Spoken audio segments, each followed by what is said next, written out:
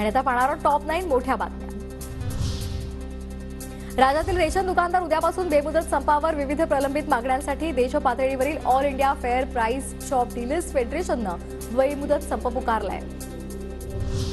राज्यातील मराठा समाजाचा डाटा गोळा करण्यासाठी वेळ लागेल, मंत्री चंद्रकांत पाटलांची प्रतिक्रिया। आरक्षणासाठी कोणतीही तारीख निश्चित ठरवून ठेवता येत नाही, सर्व्हे आला की आरक्षणाबाबत निर्णय होईल, अशी ही माहिती।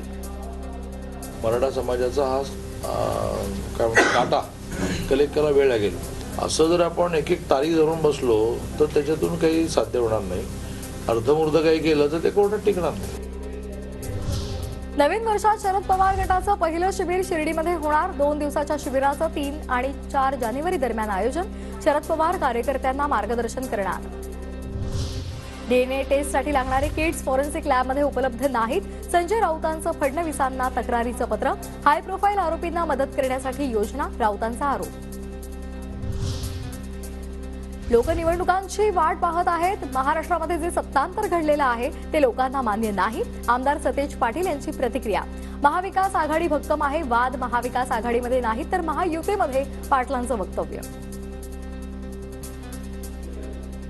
महाराष्ट्रामध्ये जे सत्तांतर घडलेलं आहे या सगळ्या गोष्टी लोकांना पटलेल्या नाही आहेत आणि लोकांना त्या मान्य नाही आहेत आणि हे मान्य नाही आहेत हे दाखवायची संधी लोक निवडणुकीची वाट बघतात, निवडणुकीत होईल। छत्रपती संभाजीनगरच्या वाळूज एमआयडीसी मधील शाईन एंटरप्राइजेस कंपनीला भीषण आग। 6 कामगारांचा होरपळून मृत्यू। सर्व कामगार बिहारमधले असल्याची माहिती। जखमींवर घाटी रुग्णालयात उपचार सुरू। आगीचं कारण अस्पष्ट। शाईन एंटरप्राइजेस कंपनीला लागलेल्या आगीच्या ठिकाणची संदीपान भुमरे, संजय शिरसाट आणि अंबादास दानवे यांच्याकडून पाहणी। सखोल चौकशी करण्याची भुमरेंची मागणी।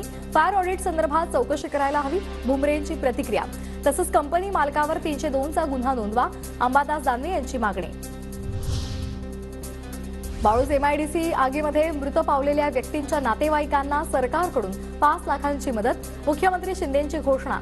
जखमींवर शासकीय खर्चानं उपचार करण्याच्याही सूचना। बेळगावमध्ये पुन्हा कन्नड सक्ती। मराठी फलक झाकले, कन्नड बोर्ड लावा नाहीतर परवाना रद्द करणार। बेळगाव पालिका आयुक्तांचे पत्रकाद्वारे आदेश।